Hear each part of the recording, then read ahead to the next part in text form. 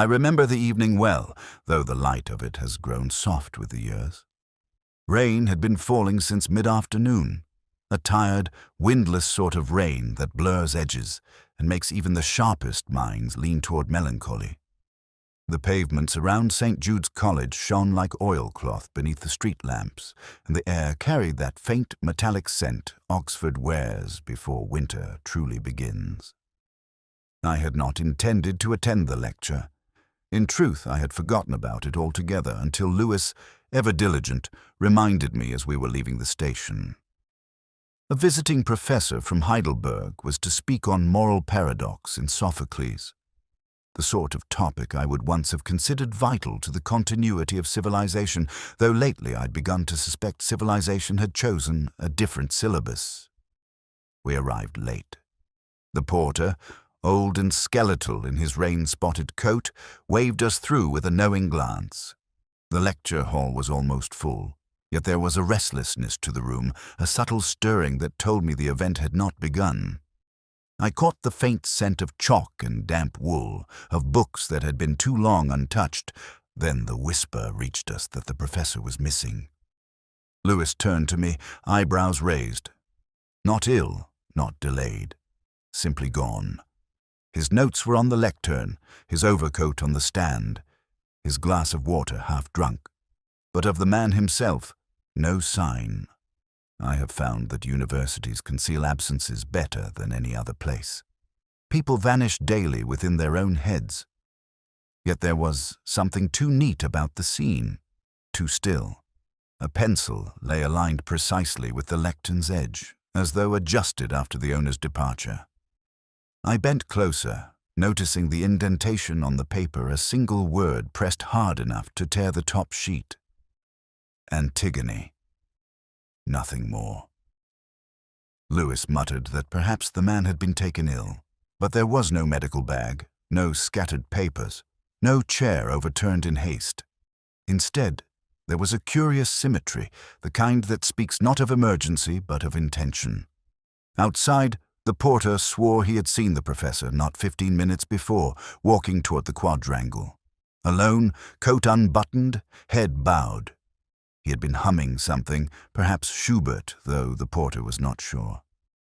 I remember feeling a strange chill at that. Men about to vanish seldom hum.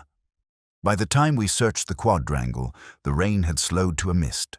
Lamps burned like blurred coins behind wet glass. The gates were locked, as always, and the porter insisted no one had left. The river path, too, was checked by Lewis trudging dutifully along the embankment, his torch sweeping through reeds like a tired lighthouse beam. Nothing. Not a sound but the soft drumming of water on stone. It was then I noticed the footprints. Only 2 sets in the mud beneath the cloister arch, one leading out, the other not returning. The second impression was oddly lighter, as if the man had paused, then changed his mind about continuing, or had been lifted. Later, over a tepid pint at the King's Arms, Lewis tried to console himself with logic. The professor had perhaps gone to see someone, or, as he suggested with a frown, simply decided not to give his lecture. But I could not reconcile that theory with the detail of the glass half drunk, and the water inside was still faintly trembling when we arrived. People do not disappear midship. That night, back in my flat, I opened the evening paper and found nothing but trivialities. A council dispute, a theft at the Ashmolean, an obituary for a retired schoolmaster whose name stirred no memory. Yet I could not shake the feeling that the lecture hall itself had been waiting like a mind anticipating the return of a thought that never comes. I poured myself a whiskey, the kind that burns briefly and leaves silence in its place. The word remained with me. Antigone. A story of defiance, burial, and truth denied. I should have seen it then, the connection between what was meant to be said and what could never be spoken. But I was tired, and Oxford that night felt too full of ghosts. I turned off the lamp, and the rain began again. I went back to St. Jude's the following morning, though the porter looked at me as if I were a ghost coming to complain about another. The rain had stopped, but left its mark on everything. Stone darkened to the color of regret, lawns bruised by puddles, and a faint, sour smell of soaked leaves clinging to the cloister walls. I remember thinking how silence, when freshly washed by rain, can feel almost moral. Lewis was already there, half a cup of tea abandoned beside his notebook. He told me the missing professor's name again, as if repeating it might summon him from the vapor.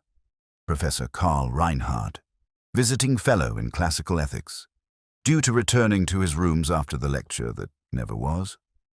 He hadn't. His bed untouched, suitcase open, one shirt folded on the chair as though to remind him what propriety looked like. The porter had locked the stairwell, of course, but I asked for the key.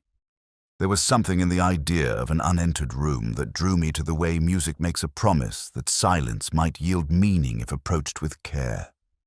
The corridor leading to Reinhardt's chambers was narrow and dim, its bulbs flickering in tired succession like thoughts trying to remember themselves. Inside, the air felt too carefully arranged. Books leaned obediently on the shelves. A kettle gleamed in polished readiness, and a faint trace of cologne lingered citrus and paper dust. I've always believed that a man's scent is the most honest record of his character. Reinhardt spoke of order, but also of concealment. Lewis busied himself with drawers and cupboards, the decent bustle of a man who distrusts introspection. I stood by the writing desk. 2 chairs faced one another, too close for comfort, as though a conversation had been waged rather than conducted. The ashtray between them told a fuller story, 2 brands of cigarettes, one English, one foreign. The stubs arranged not in disorder, but in sequence, alternating like steps in a waltz. He had a visitor, I said, and she or he was meticulous. Lewis grunted. He never liked deductions that arrived too quietly. But I noticed something else then, a detail so ordinary that it seemed almost invisible. A line of moisture on the window pane, not rain but condensation from breath. Someone had stood there recently, long after the supposed time of disappearance, watching perhaps, or waiting for courage. There were 2 teacups on the tray, one still faintly stained with lipstick the color of dried rose petals. I lifted it to the light. Faint crack along the rim. Not new. The kind of cup a man keeps for someone who has left, but is still expected. I asked Lewis to check with the college offices for any visitors logged that evening. He left, grateful for the task. Alone, I let my eyes settle on the desk again. A book lay open, not Sophocles, but Kierkegaard in German. A page marked by a folded photograph, the edges frayed by handling. A woman, early 30s, unsmiling. There was something unflinchingly intelligent in her eyes, the kind of woman who would correct you gently but remember every error. On the back, a single word, Zurück. Return. I found myself tracing the ink with a finger as if heat might rise from it. Then I noticed the music manuscript beside it, 4 bars of melody penciled with surprising delicacy. The same motif repeated, each time altered by a single note, as though arguing with itself. 2 voices in one room. Lewis returned with the efficiency of the innocent. No record of any guest. The porter swore no one entered after the professor. Perhaps she was already here, I said, though I cannot recall if I spoke aloud or only thought it. The air between the 2 chairs seemed to thicken in acknowledgement. We sealed the room after that, but I knew we were only locking away our own ignorance. The sound of the key turning echoed longer than it should have, like an unanswered question. That evening I tried to work the crossword in the Times, but abandoned it halfway through. The clue that stopped me was absurdly apt. 2 in dialogue, neither listening. 8. I left it blank. Some answers, I've learned, insist on remaining silent. The days that followed were strangely suspended, as if Oxford itself were waiting to resume its usual indifference. I remember thinking that time inside colleges never really passes. It merely thickens. The ivy glistens, The bells keep their hours, and the people, those transient scholars and caretakers of thought, float through like dust caught in cathedral light. Yet Reinhardt's absence had left a blemish on that composure, and I felt it wherever I walked. Lewis had little patience for academic disappearances. He'd said as much over breakfast, while I stirred sugar into my coffee and pretended to listen. "There's always someone," he muttered, "who goes missing when a deadline looms." But I knew better. Deadlines rarely inspire such neat absences. We began our morning at the senior common room, a place where conversation lingers like smoke and the chairs seem to have absorbed centuries of self-importance. It was there I met Dr. Martin Prowse. Fellow of philosophy, balding, cautious, and the sort of man who speaks only when he can be quoted later. He offered condolences for the unfortunate business, but added with almost embarrassed precision that Reinhardt had been perhaps too intense for collegial life. Too intense.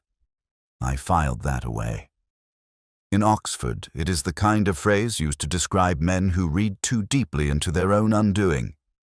Prowse spoke of weekly tutorials conducted behind closed doors, students leaving pale and thoughtful, the way young people do when they've been made to glimpse the seriousness of their own ideas. Yet when I asked for names, none came. Officially, Reinhardt had no pupils assigned to him.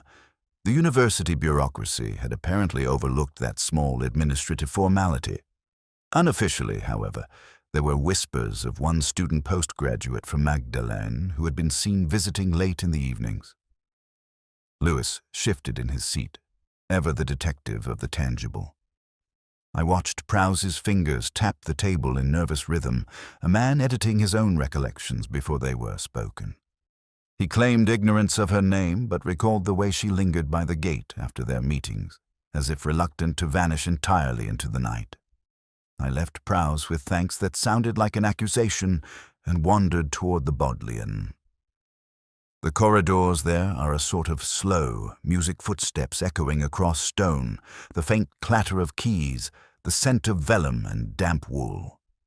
I sought the college archives, not for answers, but for the comfort of systems. Records soothe me. They remind me that even human folly can be alphabetized. Reinhardt's file was slim, unhelpfully so. 2 letters of reference, both glowing with academic sentiment but strangely impersonal, as though written by men who admired him but never quite liked him. Then, tucked behind a fellowship renewal form, a thin sheet of notepaper unsigned and written in a careful female hand. "You were right. It cannot remain unspoken." I showed it to Lewis later. He frowned, said it could be anyone's hand. But I recognized something in the phrasing, the kind of restraint that conceals desperation. It wasn't the letter of a lover. It was the confession of someone who understood the price of intellect when it turns inward too long. That evening I stood beneath Reinhardt's window again. The curtains had been drawn since our first visit, but one corner had come loose, fluttering slightly in the wind. From inside, I could almost hear the phantom creak of a chair shifting, or perhaps the echo of the conversations that had once filled the air. 2 voices, one certain, one faltering, a tutor without pupils, teaching only his own guilt. Lewis called from below, asking if I was coming. His voice carried the blunt sympathy of a man who believes cases are solved by effort rather than intuition. I envied him briefly. As we left, the porter nodded at me and said something about how strange it was for a man to vanish when no one was really looking for him. I agreed. It is always easier to disappear from people who expect very little of your presence. Back home, I found the crossword waiting. 1 clue lingered unsolved from the night before. 2 in dialogue, neither listening. 8. I wrote in the answer almost without thinking. Conflict. It fit, though not perfectly. There are certain phrases that return to me unbidden, years after a case has settled into silence. That week, it was a fragment of Eliot, though not quite as he had written it. Prowse had quoted it over lunch in the senior common room, his voice weighed down by self-importance. "In my end is my beginning." I remember correcting him quietly, telling him that it was Mary, Queen of Scots, who first uttered it, and Eliot merely borrowed the line for his own arrangement of endings. Prowse blinked at me, uncertain whether to feel corrected or accused.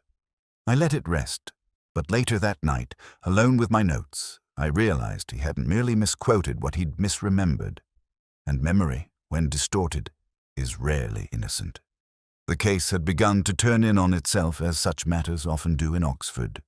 What had seemed an absence now began to resemble a pattern of presence too deliberate, too rehearsed.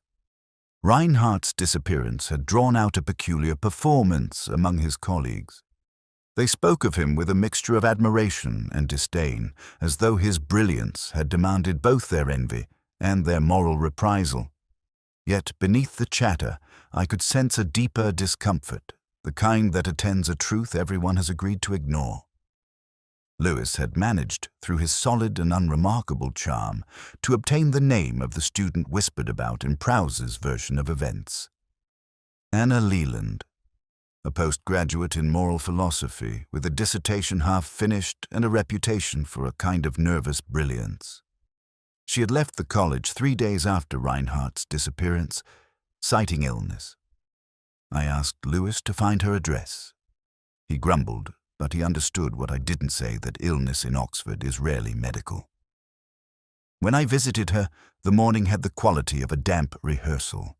Mist blurred the spires, and somewhere a bell was chiming the wrong hour.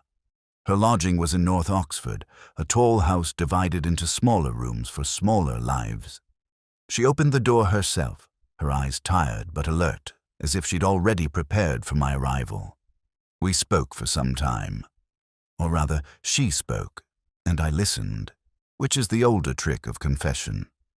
She described Reinhardt as a man who prized integrity above happiness, who treated philosophy not as inquiry, but as punishment. He had tutored her unofficially. She said, because he claimed her work had the potential to reconcile contradiction. She laughed when she said it, though it wasn't amusing. It was self-defense. When I asked if she had seen him the night of the lecture, she hesitated. Her fingers traced the edge of the teacup as though searching for a rhythm. Then she said he had come to her room earlier that evening. They had argued. Over her thesis, she claimed, he accused her of misunderstanding something essential, something that could not be corrected by logic alone. I watched her eyes shift toward the window as she spoke. Outside, a bicycle leaned against the railings, its tires wet and shining. The kind of image that never means much until it suddenly does. As I left, she asked whether he was dead. I told her I didn't know. It was the truth, and it felt insufficient. Back at the station, Lewis was wrestling with reports and silence. I asked him for the details of Reinhardt's academic references again. He handed me the copies without looking up. Both referees, I noted, had written from the same address at the university in Heidelberg. Yet the handwriting differed only slightly, as though one had written in mimicry of the other. A curious detail, easily overlooked, but the kind of symmetry that disturbs me. That evening I took a slow walk through Christchurch Meadow, letting the mist do its work. The Thames moved quietly beside me, dark as ink, patient as guilt. The words from earlier returned to me, that misquoted fragment echoing faintly against the water. In my end is my beginning. I wondered then if Reinhardt had left Oxford at all, or if, in some moral sense, he had merely arrived at the point he had been heading toward all his life. I went home and poured a whiskey, watching the surface tremble slightly with my thoughts. It occurred to me that misquotations reveal more than truth ever does. They show what people need a thing to mean, not what it truly means. And in Oxford, that distinction is fatal. I took the photograph from the evidence folder again that evening. It had been sitting there for days, quietly refusing to yield its meaning. The woman's gaze met mine with a composure that was neither defiance nor invitation, Some faces carry the serenity of people who have already decided how they wish to be remembered. Hers was one of them. The inked word on the back Zurich seemed almost superfluous now, as if she had written it to herself rather than to anyone who might find it later. Return. But to what? Or whom? Lewis had gone home early. He'd muttered something about missing his supper and the injustice of philosophers who vanished without warning. I didn't stop him.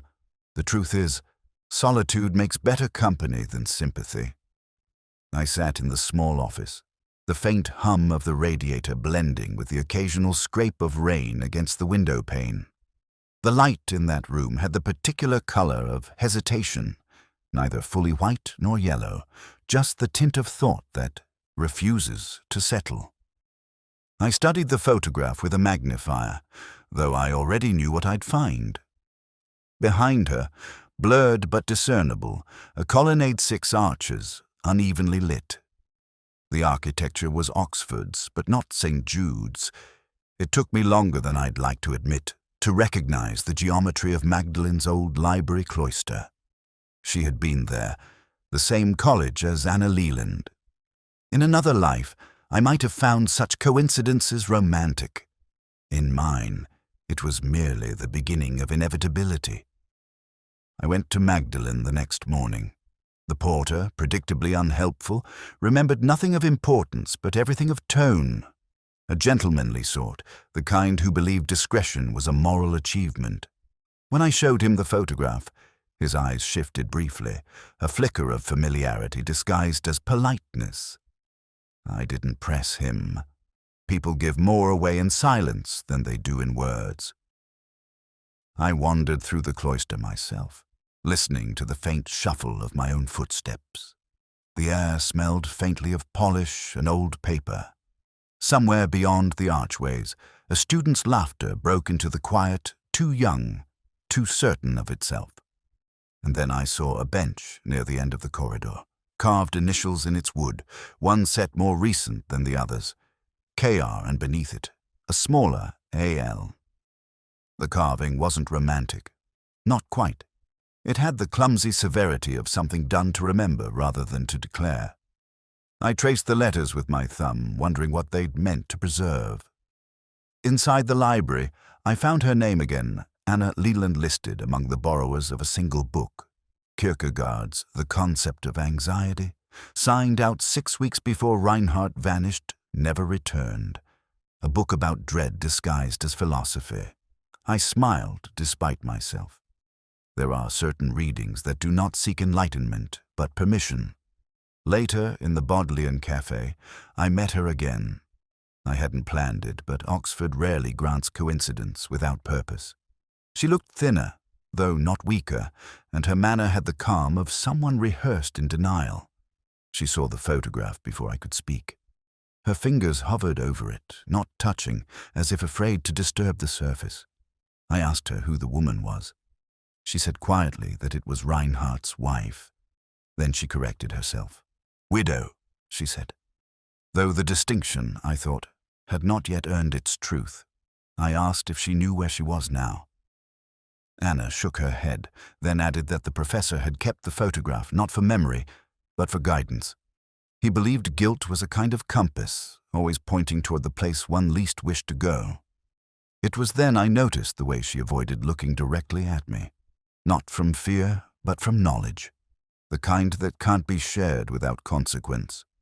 When I left her, the rain had returned thin, persistent, the kind that turns pavements into mirrors. I walked toward Carfax, the city blurred around me like a half-forgotten story. The photograph was still, in my pocket, damp at the edges, as though the woman within it had begun to fade. Back in my flat, I pinned it to the wall beside the map of Oxford. For a moment, her eyes seemed to follow me, patient and reproachful. I poured myself a whiskey and stared back. It occurred to me that the dead never truly vanish here. They simply become part of the architecture. It was Lewis who found the envelope.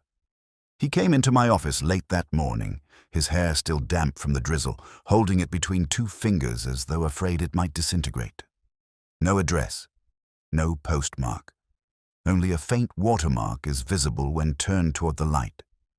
He said it had been left in the porter's lodge at St. Jude's, tucked beneath a stack of college circulars no one had read. Inside, there was no letter. Only a blank sheet of heavy stationery, thick enough to suggest purpose, the sort of paper chosen by those who believe appearances can substitute for meaning. I took it from him, running a thumb across its surface. There was texture where there shouldn't have been tiny ridges, faint but deliberate. I tilted it toward the window. The marks revealed themselves only when the sunlight struck at an angle, a message written without ink, the letters formed by pressure alone. Invisible, yet unmistakably there. Lewis leaned closer, squinting. He asked if it meant anything. It did. The hand was precise, European in its spacing, each line measured, emotion constrained by formality. He never left. That was all it said. Lewis muttered something about students and pranks, but I knew better. It was not the kind of phrase one chooses for mischief. It was an assertion, almost an accusation. He never left. The porter confirmed that the envelope had appeared during the night. No one admitted to having seen who left it. The security cameras, newly installed, reluctantly captured only the blurred outline of a figure in a dark coat walking through the archway just before midnight. Too vague for identification, but the stride was distinctive. Confidence, measured, the gait of someone who knew where they were going. I took the letter back to my flat that evening. Rain fell steadily, soft and unending, tapping the glass like a patient reminder. I placed the paper under a lamp and studied the indentations again. There was something uneven in the final word, as if the pressure had increased with each letter, ending in a small tear of the page. Desperation breaking through discipline. On my desk, beside the whiskey glass, lay the photograph of the woman, Reinhardt's wife, or his ghost of one. I placed the blank letter beside it, and for a moment the two objects seemed to speak in the same language of restraint. Both declarations of presence through absence. I thought of Anna Leland again, her controlled tone, her avoidance of eye contact. When I had asked her if she believed the professor was alive, she hadn't answered. Instead, she'd said something curious that Reinhardt once argued: handwriting was the truest confession of the soul. Not words, but pressure, the invisible weight one leaves behind. The next morning, I went back to the room we had sealed. Reinhardt's study smelled faintly of old air and something sweeter, perhaps decaying paper, perhaps memory. The two chairs still faced one another, the ashtray undisturbed. But there, beneath a stack of journals, I found another sheet of the same stationery, unmarked, blank, waiting. It occurred to me that someone had been here after all, not to remove, but to replace. I held the page to the light, half expecting to see more invisible words pressed into it. Nothing, only the faint texture of paper, indifferent to meaning. Lewis joined me, his patience beginning to fray. He asked what I was looking for, and I told him, perhaps too sharply, that sometimes what matters most is what isn't written. He sighed, saying he preferred evidence that didn't require an angle of light to see. I left him there and walked out into the quadrangle. The rain had stopped, but the ground still shimmered with the memory of it. Across the square, the porter watched me from his lodge window, expression unreadable. That night, I placed both the letters and the untouched one side by side on my desk. The lamplight fell unevenly, making the blankness shimmer like thought. I tried to imagine the hand that had written the message.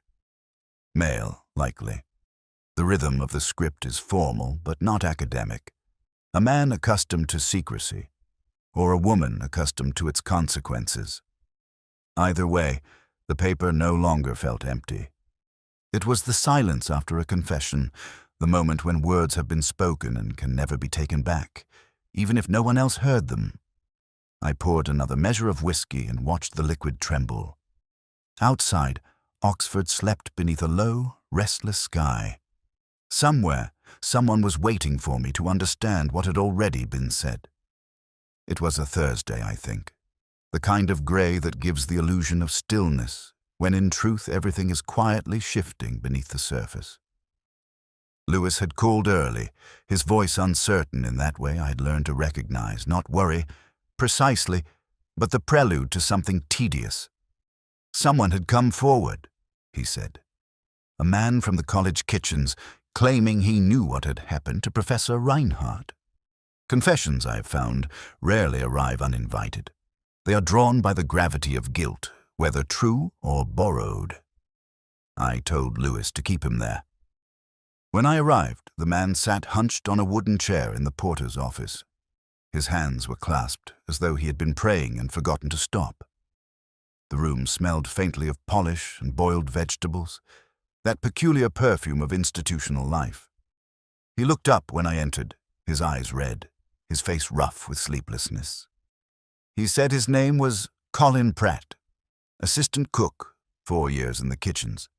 He'd known the professor only by sight. Tall man, foreign accent, always polite. Pratt swallowed, glanced toward Lewis, then back to me. He said he'd followed him that night, saw him cross the quadrangle, past the chapel, toward the river. Said he'd argued with someone near the cloister, raised voices, a woman's among them. He'd watched, he claimed, until the shouting stopped. Then silence. He had come, he said, to confess, to tell us he had pushed the professor into the river. Lewis looked at me with the expression of a man who already doubted everything but hoped I might not. I asked Pratt what had driven him. He said he'd been drinking, that Reinhardt had mocked him, called him ignorant. I let the silence hang, the way one does when the truth is still testing its legs. He trembled, then added, almost as an afterthought, that he couldn't swim either. It was the smallest detail, but it broke the illusion. People who imagine drowning seldom include themselves in the water. His story was too neat, too symmetrical, the kind of confession that seeks not release but adoption. Lewis asked if we should caution him. I told him no. The man wasn't confessing to a crime, he was confessing to an absence. He needed the shape of guilt to explain the void Reinhardt had left behind. When we left him with the sergeant, Lewis muttered that I was being too poetic again. Perhaps I was, but the details refused to fit. The footprints in the cloister had been lighter than a man's stride. The cigarette brands had alternated with purpose. The letter written without any of it aligned with a kitchen porter's remorse. That afternoon, I went to the river. The air was heavy with mist, the kind that softens everything until even certainty begins to fray. I stood on the embankment where Pratt claimed the quarrel took place. The mud there was smooth, undisturbed. No sign of struggle, no drag marks toward the water. Only the slow, indifferent current. I thought of Reinhardt then, of the precision with which he'd lived. A man who built moral systems as others built bridges. Men like that do not vanish through accident. They curate their exits. Back at the station, Lewis had been reading Pratt's statement again. He said something about a detail that bothered him, the mention of the chapel bell tolling during the supposed argument. It had rung only at 7:30 that night. The professor's lecture was scheduled for 8, so Pratt had remembered the sound correctly, but not the order of events. He had heard the bell, then invented a story to wrap around its echo. When I returned to my flat that evening, the rain had resumed its steady rehearsal against the windows. I poured a whiskey and reread the blank letter, the indentation of those words. He never left. Pratt's confession, I realized, was not false because it lacked sincerity. It was false because it lacked necessity. It did not belong to the pattern. It was noise, not signal. A desperate man trying to inhabit someone else's guilt. And yet there was something in his voice I could not quite ignore, a tremor of recognition, perhaps. As if he too had known what it was to stand by the river and imagine how easily one could disappear into it. I finished the whiskey and turned out the light. The city hummed softly beneath the rain, Oxford dreaming of its own sins. Somewhere in that dream, the truth still waited dry, patient and unrepentant. There are nights when Oxford seems less a city than a confessionalist's spires and cloisters, whispering not prayers, but recollections of what should have been forgotten. That night was one of them. A thin mist clung to the lamps along Cat Street, their light trembling like thought itself, uncertain whether to illuminate or conceal. Lewis had gone home again. He was beginning to tire of my silences, though he never said so outright. I had told him there was nothing left to find, but in truth I needed him gone. There are parts of a case one can only face alone. I walked toward St. Jude's Chapel. It was late, the kind of hour that stretches sound thin. The chapel door was ajar. Inside, the air was still, heavy with candle wax and the faint, musty perfume of hymnals long unused. I had come for no particular reason, at least none I would have confessed aloud. But something about the confession of that kitchen porter had stirred the ashes of an older suspicion. The pulpit was empty, yet a single candle burned on the lectern, its flame unsteady. I noticed it first for what it wasn't random. Someone had been here recently, and deliberately. Beneath the light, a small object gleamed across, tarnished but carefully laid in the open Bible's crease. It was not decorative, but academic, the kind worn on a scholar's chain during formal processions. The name engraved faintly on its back is Karl Reinhardt. I remember the stillness that followed, the way it seemed to accuse the air of collusion. I lifted the cross and turned it in my hand. The metal was cool, but not cold. It occurred to me then that it had not been misplaced, it had been left. The inscription on the Bible's page was from Luke, a passage about the thief who repents too late. Whether that was meant for me or for himself, I could not yet tell. When I returned to the quad, dawn had begun its slow rehearsal along the horizon, tinting the stones with reluctant light. The porter met me at the gate, bleary-eyed and wary. He asked if I had been in the chapel. I said I had. He hesitated, then told me that earlier, perhaps an hour before, he'd seen a woman standing at the chapel door, a scarf pulled tight about her head. He couldn't see her face, but she had held something small in her hand. A glint, he said, like metal. Anna Leland. The name arrived uninvited, as most truths do. I walked to her rooms in Magdalen that afternoon. She was there, as I knew she would be, her eyes clear and empty in the way of someone who has already rehearsed her answers. She asked if I'd found what I was looking for. I told her I wasn't sure. Then I showed her the cross. Her fingers brushed it only briefly before she withdrew. She said Reinhardt had worn it always, even in lectures, said it had belonged to his father, a theologian. I asked if she had left it in the chapel. She said no, and the lie was so gentle that it almost became belief. She told me then something that did not sound like confession so much as lament, that Reinhardt had spoken in their last meeting of atonement not in the religious sense, but as an intellectual necessity. That knowledge demanded its own penance. He had grown convinced, she said, that truth itself could be immoral if arrived at without love. It was the kind of sentiment I might once have dismissed as philosophical vanity. Yet there was a weariness in her voice that turned it into something closer to farewell. When I left her, the bells of Magdalen were tolling the hour. I paused beneath the archway, the echo rising like smoke through the damp air. In the distance, the river shimmered faintly. I thought again of that cross, its dull gleam beneath candlelight, and of the man who had chosen to leave it behind. Later, at home, I opened my notebook and wrote a single line before closing it again. There are confessions that do not seek forgiveness, only witnesses. The whiskey that night tasted of iron. There are moments in an investigation when the pursuit of fact feels like an act of desecration. That morning, as I sat at my desk, I found myself wondering whether truth, once uncovered, ever forgives the one who reveals it. The cross lay before me, Reinhardt's name faintly scratched into its back, the engraving half erased by time or intent. I had turned it over so often the metal had begun to warm beneath my fingers, as if the object itself resented my intrusion.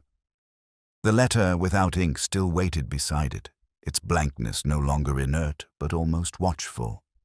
I had the distinct sense that both belonged to the same confession, two halves of a statement whispered through silence.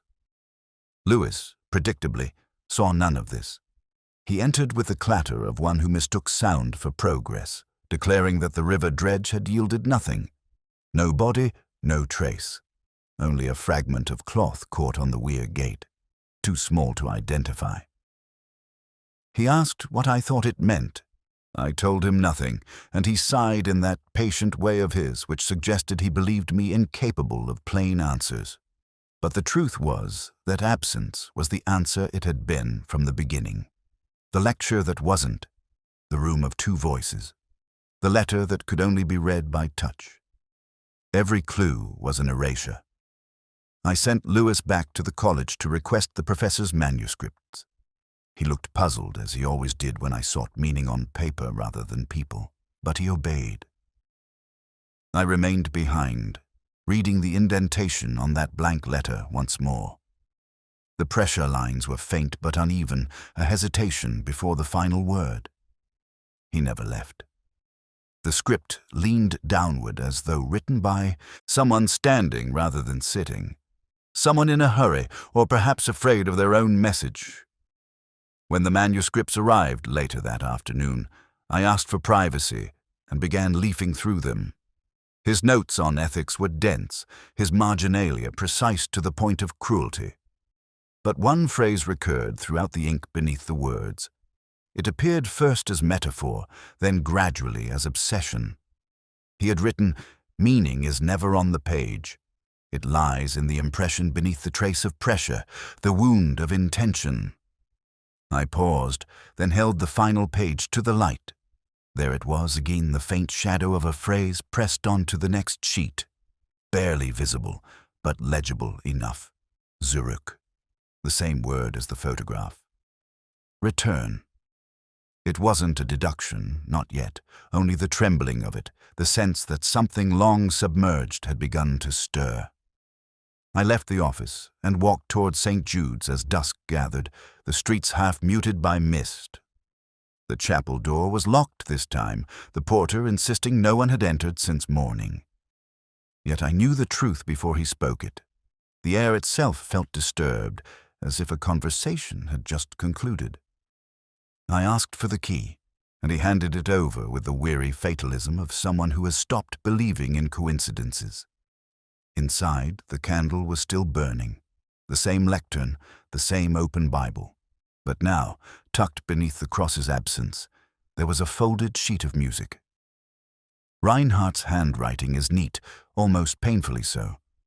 A melody without title, 4 bars repeating, each time softer, as though retreating from its own sound. I could almost hear something unfinished, unresolved. Lewis found me there an hour later. He asked if I'd discovered anything. I said no, because what I'd found wasn't discovery, but recognition. He glanced at the page and shrugged, muttering that philosophers were always composing riddles no one wanted solved. He didn't notice the smudge near the corner, a faint trace of ink beneath the notes, almost invisible unless one tilted it toward the light. It wasn't part of the music. It was a fingerprint, smaller than Reinhardt's, finer, a woman's, perhaps. I said nothing. I only folded the paper and placed it in my coat pocket. There are clues that must remain half seen, like moonlight on wet stone. To examine them too closely is to lose their meaning altogether. That night, I couldn't sleep. The phrase circled my thoughts with the quiet persistence of a clock, the ink beneath the words. What is written matters less than the pressure that drives it. I thought of the blank letter again, how its silence had become more articulate than any confession. And then I realized, too late, that I had been reading this case the wrong way round. It wasn't about what had been written at all. It was about who had stopped writing. It was fitting, I suppose, that it ended where it began, inside that echoing room with its rows of wooden benches and its faint, chalk-dusted smell of intellect. The lecture hall had been sealed for weeks, left undisturbed like a tomb no one dared open. And yet, that morning, as the porter fumbled for the key, I knew what we would find. Oxford has a way of preserving its dead long before it buries them. The door creaked open with theatrical reluctance. Light slanted in through the high windows, dull and unsympathetic. The air was stale, but not empty. I could sense it before I saw it, the kind of presence that lingers when a secret has finally run out of places to hide. He was seated at the lectern, hands folded neatly before him, the posture almost devotional.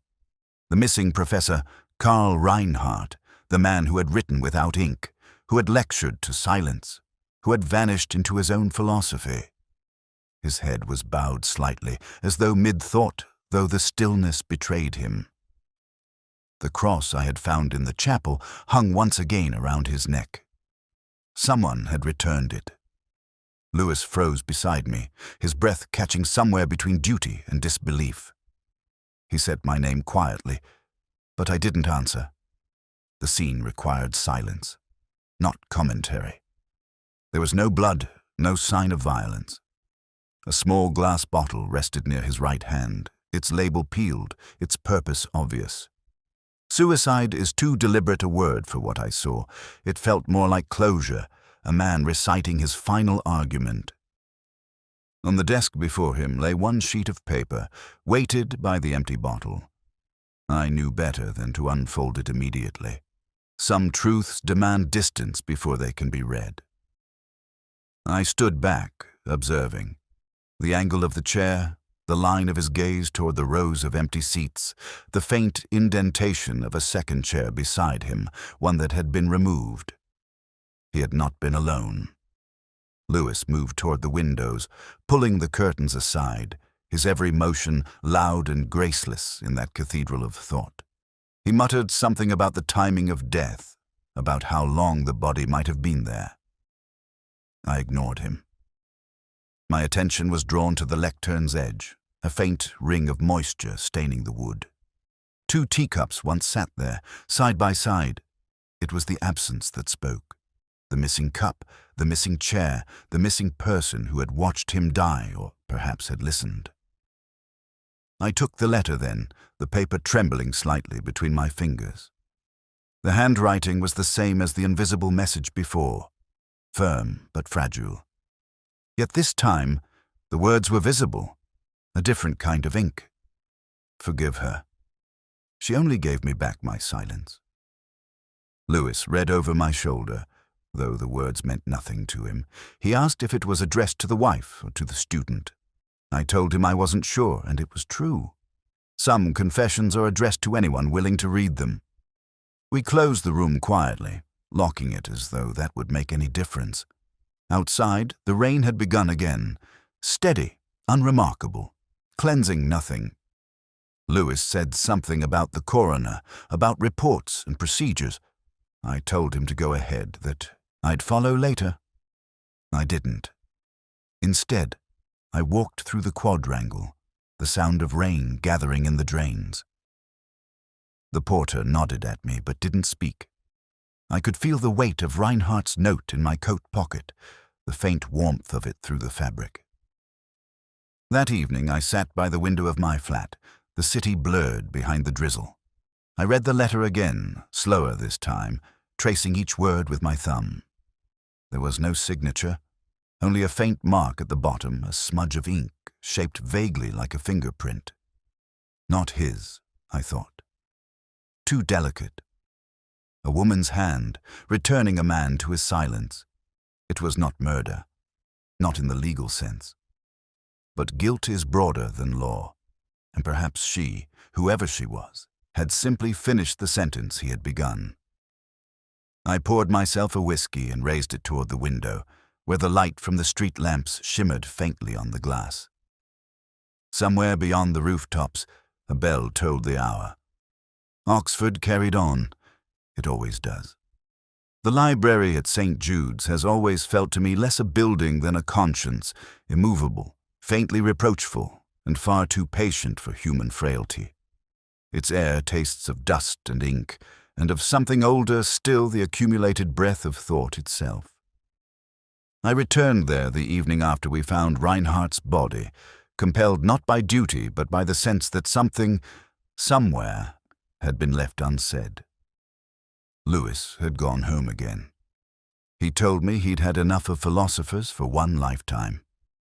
I didn't blame him.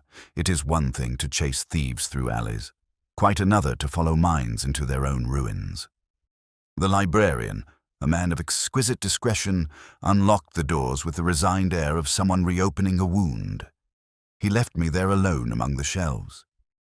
The lamps glowed dimly, their light scattering across the long tables where ghosts of scholars still sat in their habitual silence. Rain pressed faintly against the stained glass windows, steady as a heartbeat. I had no plan, only instinct. I began with Reinhardt's corner, his preferred seat, tucked between moral theology and German idealism. The books there were aligned with almost military precision. Even the dust had a pattern, but it was on the third shelf, behind a copy of Kierkegaard's Fear and Trembling, that I found a folded page, brittle with age, but not as old as the surrounding books. Someone had placed it there recently, and deliberately. I carried it to the desk. The handwriting was unmistakable, Reinhardt's. The same clipped rhythm, the same precise slant that left little room for emotion. But the ink was faint, as though written in exhaustion or doubt. To confess is not to seek forgiveness, it began. It is to surrender control over one's own meaning. There were more lines, half philosophy, half elegy, a meditation on silence, on the impossibility of truth without compassion. Then, near the end, a single name written differently from the rest, Anna. Not underlined, not adorned. Just written, as though the act itself were a kind of absolution. For a moment I thought of leaving it there. Some letters are meant to remain unread, their meaning suspended between confession and concealment. But I read on. The last sentence was the quietest of all. She understood the cost and paid it. I sat there for a long time, the library deepening around me like water. It would have been easy to assume what it implied, yet something resisted the conclusion. Reinhardt had not written this as an accusation or farewell. It was gratitude, or guilt thinly disguised as gratitude. The distinction, as ever, was academic. I placed the note back into the book, though a part of me wanted to keep it. Possession, I've learned, is the most persistent illusion of investigators. We mistake knowledge for ownership, forgetting that understanding changes nothing but ourselves. As I turned to leave, a faint noise reached me from the far end of the hall. A whisper of fabric, the soft click of a heel. I called out, but the echo that answered was my own. The door to the side staircase stood ajar, the one that led toward the old cloister. Someone had been there recently. Outside, the rain had ceased. The quadrangles shimmered under the street lamps, each puddle holding a fractured image of the chapel spire.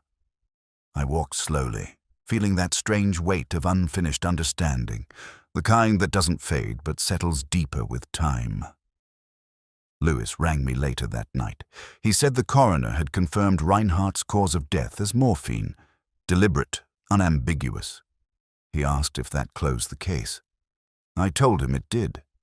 Then I poured a whiskey, sat by the window, and lied to myself as well, because somewhere in that library, folded inside a book or pressed between two unwritten pages, there had been another note once. One not found, one not meant to be. The woman's hand that had signed no confession, left no ink behind. Only the pressure of intent, the invisible handwriting that had haunted this case from the start. Perhaps that was the truest form of truth, not what survives, but what refuses to be seen. The city outside was silent, the stones of Oxford glistening under the last rain. I thought of Reinhardt's line again: to confess is not to seek forgiveness. He had been right in the end. Confession is simply the final indulgence of those who believe meaning can still be controlled. And I, for all my understanding, had learned nothing.